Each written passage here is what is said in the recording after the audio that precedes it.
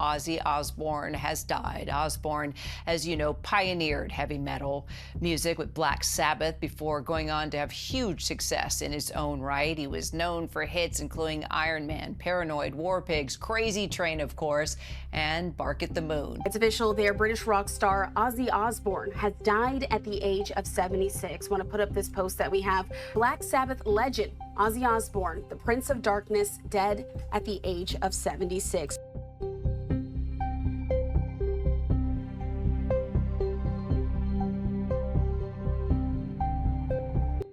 It was July 22nd, 2025, in a dimly lit hospital room in Los Angeles. The only sound was a silent clock and the rain sliding down the window pane. The distant thunder had replaced the roar of the crowd that once screamed his name. This was the day the noise finally fell silent.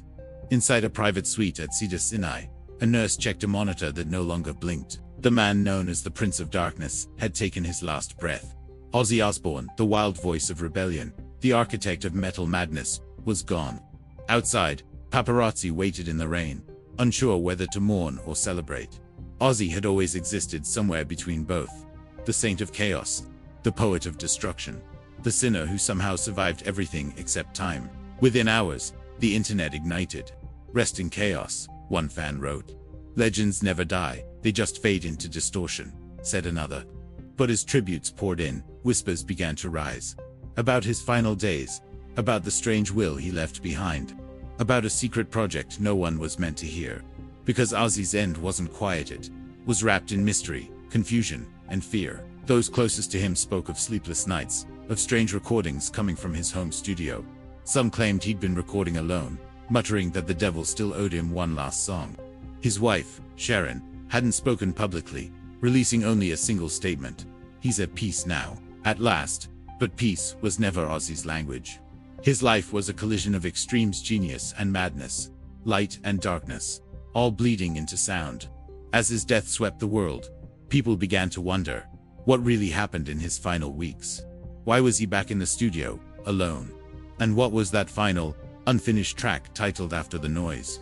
Rumors say a dusty reel-to-reel tape, marked O. Osbourne, Final Mix, vanished the night before he died. Some claimed Sharon destroyed it. Others whispered that his eldest daughter, Amy, took it to protect the world from what it contained. What no one knew then was that Ozzy's last days were haunted by memories, by old voices, and by the ghosts of his own music. He would stare into the dark, talking to someone only he could see, saying things like, "They're waiting for me to come home." The crowd never left. Those close to him thought it was just dementia creeping in. But one sound engineer swore he heard something on the recording, a low hum, like breathing, underneath Ozzy's voice. It was his final verse, half sung, half whispered. "When the lights go out, the music still plays. Somewhere underground." That single line became a digital storm. Within 24 hours, millions streamed his old tracks again. Crazy Train, Iron Man, Bark at the Moon. Yet behind the nostalgia was an eerie energy, as if his music wasn't finished with us. How could a man who nearly died 100 times finally die so quietly?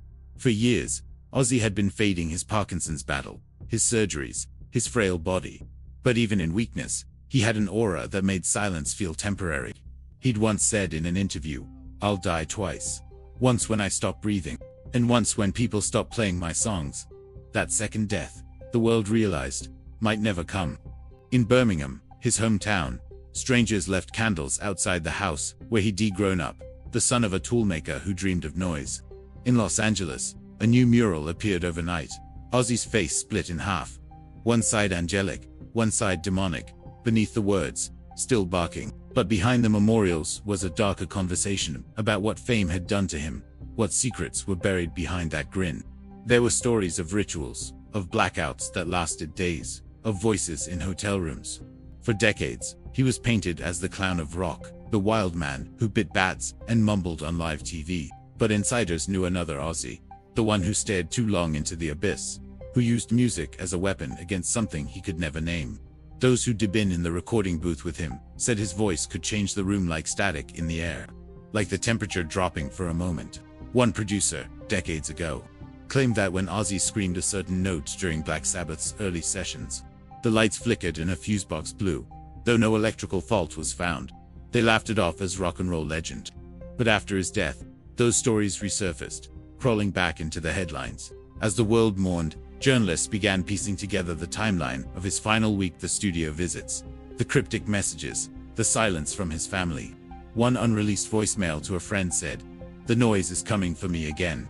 I just wanted to stop." Was it illness, madness, or something else, something that had always followed him? From the moment he first screamed into a microphone in the early 1970s. Because Ozzy wasn't just a musician, he was a vessel. And the sound that came through him never really belonged to him alone. The Prince of Darkness is dead, but his echoes remain. They called him the Prince of Darkness. But before the crowns and chaos, there was just a boy. A boy from the forgotten smoke-choked streets of Birmingham. Cold nights, iron factories, broken dreams stitched into every single breath. He grew up surrounded by noise hammers striking steel, machines howling through the dark. But beneath that deafening clamor, Ozzy heard something else. Something that didn't belong to this world. It wasn't a melody. It wasn't even a thought. It was a presence. Like the echo of a forgotten god, whispering through the factory smoke. He didn't understand it. He couldn't escape it. But he carried it with him, deep inside, like a storm that never slept. And when he finally stood in front of a microphone, for the very first time, that storm woke up. The room went cold. The sound hit like thunder. The world didn't just hear Ozzy Osbourne. It felt him. That haunting, ancient voice tearing through his lungs. It was like something had borrowed his body just to scream. The band thought it was magic. The fans called it power. But Ozzy knew deep down that it was something else entirely. Every single time he sang, it felt like a ritual. Like he was unlocking doors that were better left closed. In those early recording sessions, strange things began to happen. Lights would flicker without reason. Expensive equipment would glitch. Technicians whispered that the air grew heavier, colder, when he entered the room.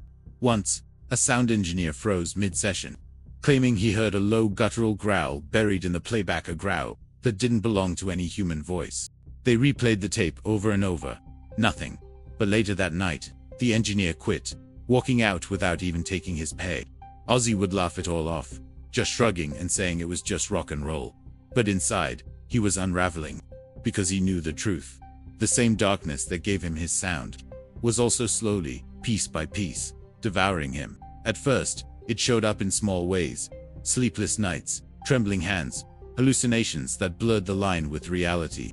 He'd wake up in a cold sweat, hearing whispers, never sure if they were in his head or echoing from the walls of his room.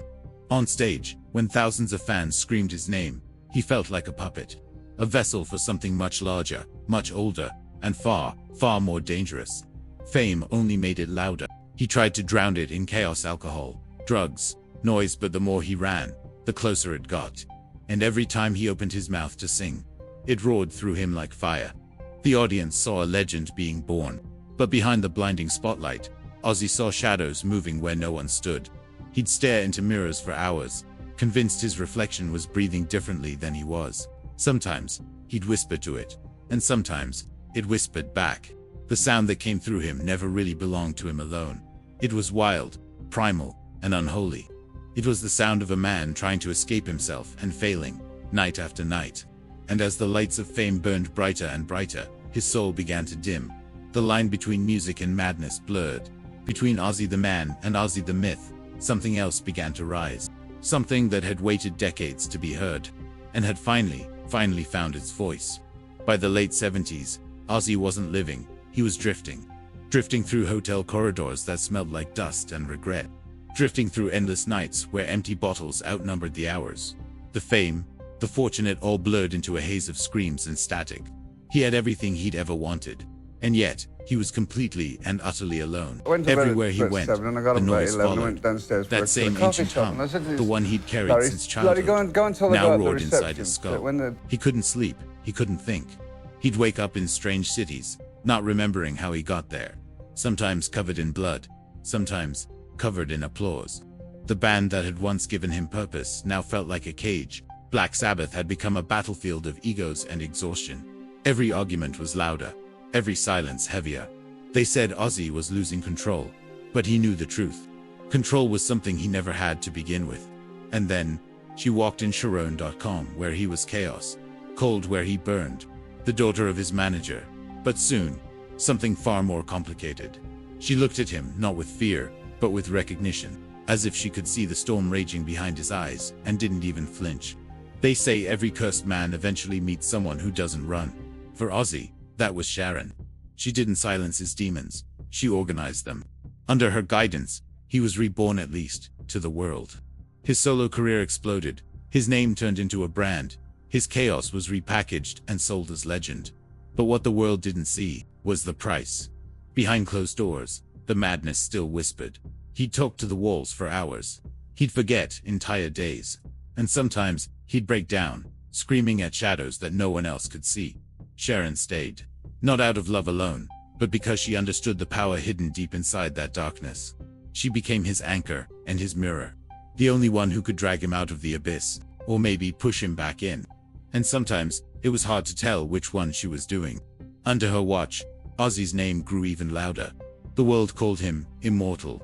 But he was dying a little every night, piece by piece, scream by scream. In interviews, he'd laugh it off, call himself crazy.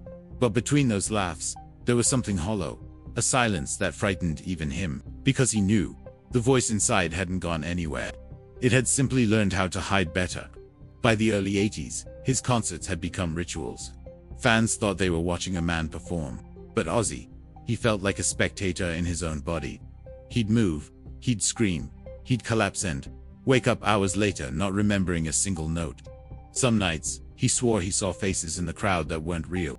Other nights, he felt the stage literally breathe beneath his feet. And once, just once, he claimed he saw his younger self standing at the edge of the lights. Silent, pale, just watching him. That night, he didn't sing. He just screamed. A scream that seemed to split the air in half man, half something else entirely. The audience roared. They thought it was all part of the performance. But Ozzy knew, the voice that had once spoken through him had now learned how to live inside him. And Sharon was the only one who still saw it. By the time the world crowned him the Prince of Darkness, Ozzy was already living in the ruins of his own kingdom. The fame had done what the voices couldn't. It hollowed him out from the inside. Every concert, every scream, every flash of the spotlight took another piece of him. The man who once sang to escape his demons was now singing for them. The tabloids called him insane. The fans called him immortal. But the truth was much simpler and much sadder. He was dying slowly, and the world was watching it like a show. There were nights he didn't know what city he was in. Nights when he'd wake up surrounded by strangers, with no memory of how he'd gotten there. There were nights when he'd break mirrors just to silence the faces talking back. And mornings when he'd stare at himself trying to remember which version of Ozzy he was supposed to be. The drugs didn't quiet the voice anymore. The alcohol didn't numb the noise. Every fix, every bottle, every escape only made it stronger. He'd look at Sharon sometimes, the one person who refused to walk away, and he'd ask, "Why me? Why did it choose me?" She'd say nothing, because she didn't know whether it had chosen him, or whether he had called it. Then came the scandals. Moments that blurred the line between rumor and nightmare. The bat, the infamous night when he bit into something alive on stage. People laughed, they called it a stunt. But the ones who looked closely saw something else in his eyes. Not shock, not showmanship, but recognition. It was as if, for one brief second, the thing inside him had shown its face. After that night, everything changed. His name became a warning, his music, a prophecy, and his life, a slow-motion collapse dressed in leather and gold. He wandered through the 80s like a ghost made of noise, his body breaking, his mind drifting. He forgot the lyrics. He forgot faces. But he never forgot that sound. The one that lived in his skull. The one that whispered when the crowd went quiet. He started seeing it everywhere. In the corners of hotel rooms. In the flicker of stage lights. In the mirrors backstage, where reflections didn't quite move right. And sometimes, when the drugs wore off, he'd hear it laugh. One night, after a concert in Memphis, he collapsed, with no pulse for a moment. Doctors called it an overdose. Ozzy called it a visit. He said when he flatlined, he heard music, but not from this world. He heard the same hum from his childhood, only now it was screaming his name. When he came back, he couldn't tell whether he'd returned from death, or from somewhere worse. Sharon tried to hold him together through the scandals, the arrests, the madness. She became his manager, his caretaker, his shield. But even she began to realize you can't protect someone from their own soul. There were moments when she'd find him sitting alone, staring at nothing, whispering to someone who wasn't there. She'd ask, "Who are you talking to?" And he'd smile that crooked smile and say, "The one who wrote the songs." The world adored the chaos. They bought the albums, wore the shirts, screamed his name. But no one saw the man slowly disappearing beneath the myth. Because behind every headline, behind every insane story, there was something more tragic. A man who had once been possessed by his art, and was now devoured by it. By the end of that decade, the Prince of Darkness wasn't feared anymore. He was pitied. A legend fading in slow motion. His body alive, his mind a haunted museum of memories he couldn't escape. But fate wasn't finished with him yet. Because from the ashes of his downfall would rise something even stranger. A rebirth that no one could explain. Not science, not faith, not even Ozzy himself. They said he was finished. They said the darkness had finally won. And maybe, for a moment, Ozzy had fallen deeper than fame could follow. Into hospitals, hallucinations, and hollow rooms that smelled of lost time. He wasn't the Prince of Darkness anymore. He was just a broken man with a fading voice. But legends don't die quietly. They burn even when there's no one left to watch. Somewhere in that chaos, a spark survived. Maybe it was stubbornness. Maybe it was love. Or maybe it was the same force that had haunted him since childhood, deciding it wasn't done using him yet. Sharon became his lifeline. Part manager, part savior, part mirror. She rebuilt him piece by piece. Not into the man he was, but into something else. Something colder, sharper. A survivor forged from his own wreckage. She forced him back into the studio. Forced him to sing again. And when he did, the voice that came out wasn't the same. It was heavier, darker, like it had crawled out of the grave with him. The critics called it a comeback. The fans called it a resurrection. But Ozzy knew better. It wasn't resurrection. It was rebirth through possession. The music changed. No longer just screams of rebellion. Now it carried wisdom, pain, prophecy. Each song sounded like a confession from the other side. And every note reminded him the thing inside him wasn't gone. It had simply grown wiser. In interviews, he joked about it. The madness, the mistakes, the chaos. But between those jokes, his eyes told a different story. He had seen death up close. He had looked into the void and heard it hum back. Then came No More Tears. That song wasn't written for the world. It was written for himself. A promise that the storm had a purpose. That maybe the darkness had always been his destiny, not his curse. But fame is a funny thing. It never resurrects you without asking for something in return. When the Osbournes aired, a new kind of spotlight found him. No longer the screaming idol. Now he was the confused father, the stumbling legend, the haunted man trying to live in daylight. The world laughed. They found him endearing, forgot the demons, turned the myth into a meme. But those who looked closer, those who listened to his silences, knew that the darkness was still there, just quieter now, tamed, but not gone. He'd sit in his garden sometimes, hands trembling, eyes lost in something distant. And Sharon would ask, "What are you thinking about?" He'd smile, that small, distant smile, and whisper, "I can still hear it." The sound, the hum, the voice that had followed him from the streets of Birmingham, through fame, through madness, through near death. It was still there. Only now, it didn't control him. It belonged to him. The man who was once consumed by chaos had learned to wear it like armor. And for the first time, the Prince of Darkness stood not as a warning, but as a witness. Because in the end, the real story of Ozzy Osbourne isn't just about music. It's about endurance. About how some souls are too loud for heaven, and too stubborn for hell. And maybe that's why the world still listens. Because deep down, we all have a little bit of that voice inside us. A voice that refuses to die. Years have a way of rewriting stories. For Ozzy Osbourne, they didn't just rewrite his story. They whispered the parts he could never forget. He sits alone in a dimly lit room. The garden outside glimmers in shades of gold and green. But inside, shadows stretch longer than they should. The laughter of the past echoes faintly. Intertwined with screams he can still hear from the stage, from hotel rooms, from the very voice that never truly left him. Memories arrive uninvited. The childhood streets of Birmingham. The first scream through a microphone. The chaos of fame. The darkness that pursued him like a shadow with teeth. He remembers Sharon, her hands steadying him, her eyes seeing the man behind the myth, sometimes saving him, sometimes restraining the storm inside.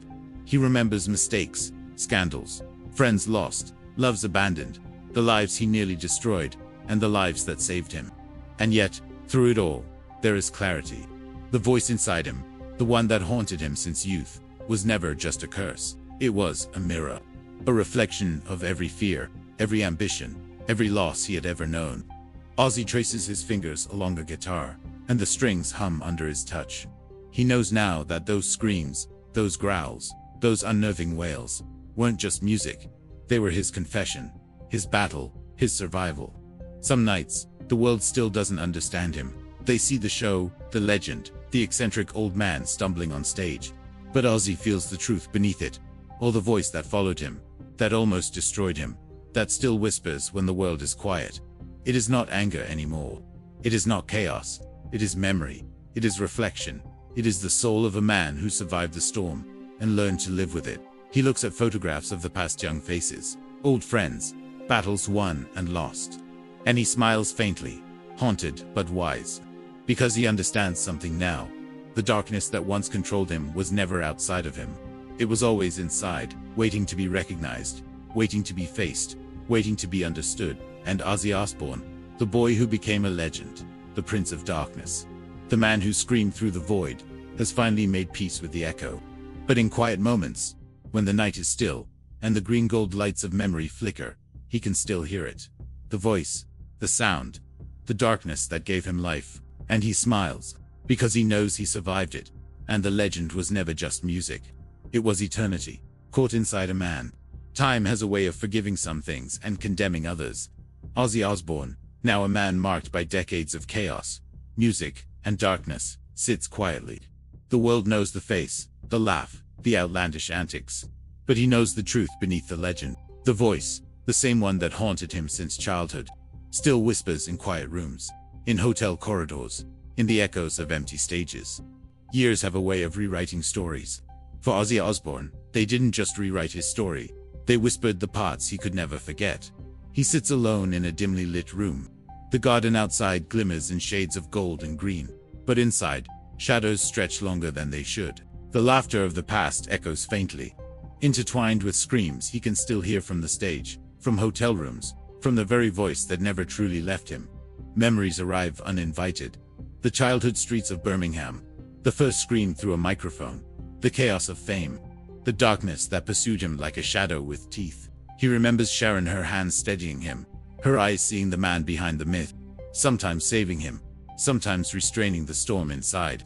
He remembers mistakes, scandals, friends lost, loves abandoned, the lives he nearly destroyed, and the lives that saved him. And yet, through it all, there is clarity. The voice inside him, the one that haunted him since youth, was never just a curse. It was a mirror, a reflection of every fear, every ambition, every loss he had ever known. Ozzy traces his fingers along a guitar, and the strings hum under his touch. He knows now that those screams, those growls, those unnerving wails, weren't just music. They were his confession, his battle, his survival. Some nights, the world still doesn't understand him. They see the show, the legend, the eccentric old man stumbling on stage. But Ozzy feels the truth beneath it, or the voice that followed him, that almost destroyed him, that still whispers when the world is quiet. It is not anger anymore. It is not chaos. It is memory. It is reflection. It is the soul of a man who survived the storm and learned to live with it. He looks at photographs of the past, young faces, old friends, battles won and lost. And he smiles faintly, haunted but wise. Because he understands something now. The darkness that once controlled him was never outside of him. It was always inside, waiting to be recognized, waiting to be faced, waiting to be understood. And Ozzy Osbourne, the boy who became a legend, the Prince of Darkness, the man who screamed through the void, has finally made peace with the echo. But in quiet moments, when the night is still, and the green gold lights of memory flicker, he can still hear it. The voice, the sound, the darkness that gave him life. And he smiles, because he knows he survived it. And the legend was never just music. It was eternity, caught inside a man. Time has a way of forgiving some things and condemning others. Ozzy Osbourne, now a man marked by decades of chaos, music, and darkness, sits quietly. The world knows the face, the laugh, the outlandish antics. But he knows the truth beneath the legend. The voice, the same one that haunted him since childhood, still whispers in quiet rooms, in hotel corridors, in the echoes of empty stages. It is neither cruel nor gentle. It simply exists. A reminder that life is not about conquering the darkness, but learning to carry it. He thinks of the young boy who screamed into a microphone, the teenager who stumbled through the streets of Birmingham, the man who survived fame, madness, and scandal. Every mistake, every triumph, every scream it, all led to this moment. The calm in the eye of a storm he once thought would consume him. Fans may call him a legend. History may write him as the Prince of Darkness. But Ozzy knows the real story. He was always a vessel. Not for fame, not for fortune, but for a sound, a spirit, a force that demanded to be heard. He smiles faintly as memories swirl. Sharon, friends lost and saved, the stages, the applause, the silence, all pieces of a life lived fully, dangerously, completely. The world will remember the chaos, the headlines, the moments that shocked, entertained, and terrified. But the truth, the eternal truth, is quieter. It lives in the voice that came through him, never truly his, yet never apart from him. A sound that shaped a legend, haunted a man, and still resonates in the hearts of those who dare to listen. Ozzy rises from his chair, guitar in hand, the weight of decades behind him. He strums a chord not loud, not showy, just a single note that hangs in the air like a whisper. And in that note, you can hear everything. The pain, the madness, the survival, the legend, the boy, the man, the Prince of Darkness. He looks up, eyes distant, lips curved in that crooked, knowing smile, because he understands the final truth. Legends never die. They echo. Through voices, through music, through the darkness inside us all. And Ozzy Osbourne, the man who lived inside the storm, finally lets the world hear it in full. The road has always been Ozzy's second home. The hotels, the tour buses, the faces blurring together. But the road carried something else with it, something he could never explain. Crew members began to notice patterns. Electrical equipment shorted out only when he entered the stage. Radios caught fragments of distorted voices. Cameras refused to focus. Some said it was static. Others said it was something living in the current. During one European tour in the early 80s, the band played in an old theater built on the ruins of a church. The local staff warned them that the place had a history of fires and unmarked graves beneath the floor. Ozzy laughed and said darkness follows good music. That night, the sound system died mid-song, replaced by a deep, metallic hum that filled the hall. It lasted 13 seconds. No one could find the source. When the show ended, a roadie discovered that all the stage lights were burnt out at once. The glass had cracked inward, as if crushed by pressure. Ozzy stood silent, eyes fixed on the empty seats, whispering a line he could not remember writing. The next morning he woke up with his voice almost gone, throat raw, as if he had screamed for hours. No one heard a sound from his room. Doctors said it was a strain. Ozzy said it felt like something had borrowed his breath. The pattern followed him. When the tours slowed down and the lights finally faded, Ozzy thought peace would come. The mansion he bought was supposed to be quiet, a place where the echoes of the road could die out. But silence has a strange way of amplifying what's left behind. The house sat on a stretch of old English countryside, surrounded by trees that never seemed to move, even in the wind. Locals said the land used to be a burial ground centuries ago. Ozzy laughed it off, the way rock stars do when stories turn dark. But he never liked sleeping alone.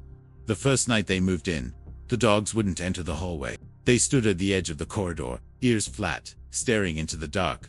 Ozzy thought they were just adjusting to the new space, until the following week when he heard footsteps crossing the upper floor while everyone was downstairs.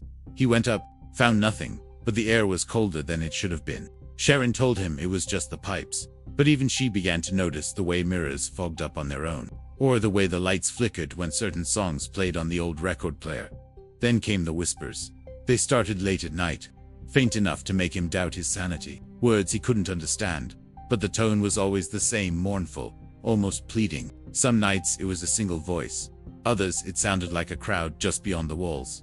At first, he blamed the ringing in his ears from years on stage. But then Sharon heard it too. Once, she walked into his studio and heard a low murmur from the speakers, though nothing was recording. When she touched the control board, the hum stopped instantly. Ozzy became obsessed with sound again. He left recorders running while he slept, convinced he could capture whatever it was. One morning he played the tape and froze. There were minutes of silence, then a faint voice repeating a single phrase. Still waiting. No one in the house ever spoke of it again. Friends who stayed over said the place felt heavy, as if the air carried memory. Doors closed on their own. Shadows shifted in corners, where there was no light. A guest once claimed he saw a figure standing behind Ozzy in the kitchen reflection. But when he turned, there was no one there. Even the housekeepers began to leave. One woman said she woke up in the middle of the night to see Ozzy sitting by the fireplace, staring at the flames. When she approached him, he vanished. The real Ozzy was asleep upstairs. Over time, the mansion became less of a home and more of a museum of strange moments. Instruments detuned themselves. Music sheets went missing. Sometimes, faint music played from the basement, though the equipment was off. Ozzy said he could feel the same presence he'd felt on stage years ago. Only now, it had nowhere else to go. It followed him from the lights of the stadium to the quiet of his own home. He tried to drown it out with laughter, with family, with shows and cameras, but late at night, when everyone slept, he'd still sit by the window and listen to the wind moving through the trees that didn't sway.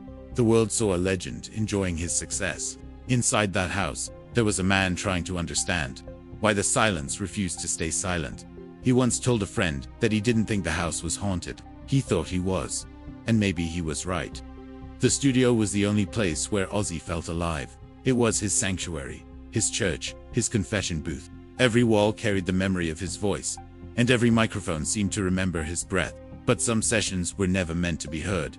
During the late nights of recording, when everyone else went home, Ozzy would stay behind. He said the best takes always came after midnight, when the world was asleep and the air felt heavier. He'd sit alone with his headphones on, muttering lyrics that no one had written down.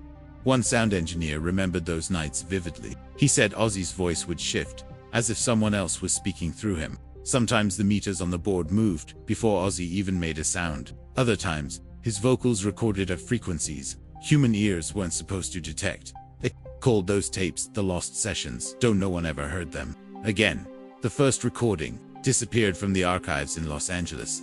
The second vanished during shipment to London. The third was wiped clean overnight, replaced by a high-pitched ringing that made technicians physically sick when played. People blamed faulty tapes, humidity, and bad wiring, but the engineers who were there said the air changed when Ozzy sang those tracks, like the room itself was reacting. One assistant told a story that never made it to the press. During one late session, Ozzy recorded a song that he said came to him in a dream. It didn't have a title, only a phrase that repeated through the chorus. When he played it back, his voice sounded doubled, slightly delayed, as though another person was singing the same words from behind him. They checked every mic, every channel, all clean. When they tried to copy the tape, the machine refused to run. The next morning, Ozzy said he couldn't remember writing that song at all. He tore the sheet in half and walked out. The master tape went missing 2 days later. People close to him noticed that the strange sessions always left him exhausted. He'd sit quietly for hours afterward, staring at nothing, whispering that the songs didn't belong to him. He said he felt like he was remembering instead of creating. Years later, a producer claimed that he still had a fragment of one of those lost recordings, a single reel that survived a warehouse fire. When he tried to remaster it, the equipment malfunctioned. Every digital version glitched at the same time. The fragment ended with a distorted voice whispering a line that no one recognized. Some fans think those sessions were cursed. Others believe they captured something genuine, something the world wasn't ready to hear. Ozzy himself avoided the topic for years. Whenever journalists asked about the missing songs, he'd laugh and change the subject. But one night, during an interview, he paused for a long time and said something that chilled the room. He said, "Some sounds aren't meant for this world. You don't make them, they find you." After that, he stopped recording alone. He refused to stay in the studio past midnight. He said it wasn't safe when the world went quiet. In private, he told Sharon that he sometimes still heard melodies that no one else could. They came when he least expected them, during a flight, in a hotel, or walking through silence. A hum, a rhythm, a song calling his name. But he never answered again, because every time he did, something answered back. Time has a way of softening even the loudest legends. The crowds get older, the stages get smaller, and the echoes of once endless applause fade into memory. But for Ozzy, the sound never really stopped. Even when his body began to slow, his spirit refused to quiet down. He was still chasing the same pulse that once made the world move. Every note he ever sang still lived somewhere out there, floating in the space between silence and eternity. They said retirement would bring him peace. It didn't. He missed the chaos, the weight of the crowd, the connection that made him feel human. But he also knew that every performance took a piece of him that he'd never get back. When he walked back onto the stage for what was meant to be his final tour, something changed. The lights didn't blind him anymore. The noise didn't overwhelm. It was as if he finally understood that the stage wasn't a battlefield but a mirror, showing him everything he'd survived. He looked out at the audience and saw faces who had grown up with his music, people who had cried, laughed, and lived to his sound. And for the first time, he smiled without fear, because the voice that once haunted him had become theirs now. The song began slowly. The way his life was rough, raw, uncertain. But as it built, he felt the same force that had followed him since the beginning. Only now, it didn't feel dark. It felt complete. For years, he had wondered what the whispers wanted from him. But standing there, beneath the golden lights, he realized they weren't voices of the dead or echoes of madness. They were memories, fragments of every version of himself that had ever existed. The young dreamer from Birmingham, the wild icon who defied death, the broken man who found love, the survivor who became a legend. They had all been singing the same song, trying to be heard through the noise of fame and fear. And tonight, they were finally in harmony. As the final chord rang out, the crowd roared, but Ozzy didn't hear them the way he used to. He heard something else, a softer, older sound. The sound of release. He bowed his head and whispered a quiet thank you to the silence that once terrified him, because now he understood that silence wasn't the absence of sound. It was the sound of everything ending beautifully. When the lights dimmed and the curtain fell, he didn't look back. He knew that somewhere, the echoes would keep playing, long after he was gone. And maybe that was the point all along. Because the sound that came through him never really belonged to him alone. It belonged to the world that listened, to the shadows that shaped him, to the silence that finally set him free. And as the night swallowed the final encore, the legend of Ozzy Osbourne became what it was always meant to be. Not a story of noise and madness, but of a man who gave his soul to sound and found peace in the silence it left behind.